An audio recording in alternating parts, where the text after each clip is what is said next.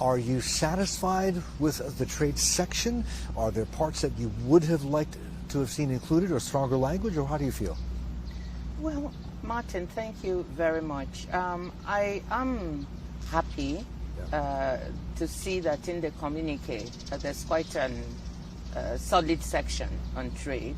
And I don't mind having the usual language, because I think that we were beginning to take multilateralism and the multilateral trading system for granted.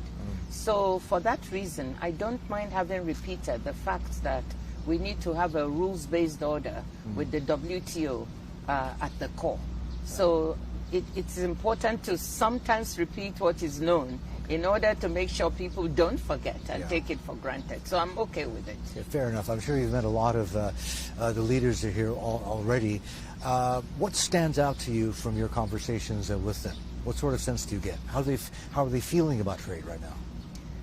I think that, you know, first of all, everybody is clear that the world, there's a lot of uncertainty, that we still have problems with regards to energy and food prices.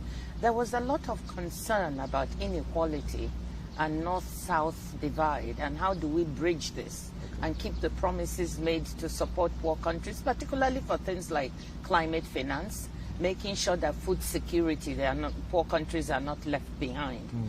So that was very pleasing language. There was also a lot of concern about debt distress. And all these things, you know, are linked to trade. So I was pleased with the support that I saw on trade. You know, it has not always been that way.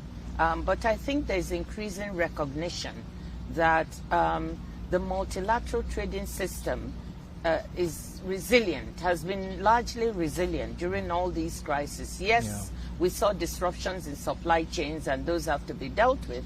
But when you sit back and look at it, you see that because of trade, Ethiopia, for instance, that could not source grains from the Black Sea because of the war in Ukraine, was able, because of trade, to get more from the United States and from Argentina, new sources. Europe was able to look at other sources of energy. Trade enabled them to go to the US for gas supplies and to other parts of the world. So by and large, even during the pandemic, you know, trade was the source of bringing face masks, vaccines from where they were made to where they were needed, ultimately. So that recognition that trade is a source of resilience for the multilateral system and for the world, I think brings that support. Are we out of the woods? No. The leaders want to see reform at the WTO, and I did ask them to strongly support that reform because we're embarked on it. Okay, we'll get to reform and also the state of the appellate body in just a little bit. But I'm glad you brought up inflation, which is the sticky part, food, which is the sticky part of inflation. Just a few days ago, we had the United Nations quite happy about the fact that the Black Sea grain access deal has been extended for another 2 months or so. The problem is, and I'm not sure whether President Zelensky talked about this or not with the leaders, Ukrainian officials are saying that they haven't seen evidence of resumption of the flow yet. Can you tell us what is going on there? Well, I think the person most suited to actually do that is the Secretary General of the United Nations, because him and he's in charge of this. But I do hope, I mean, there's some optimism that these flows will resume.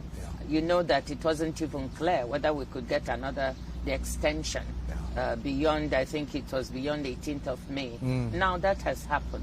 So hopefully we'll see the ships, you know, with the grains and other products, the fertilizer that is needed.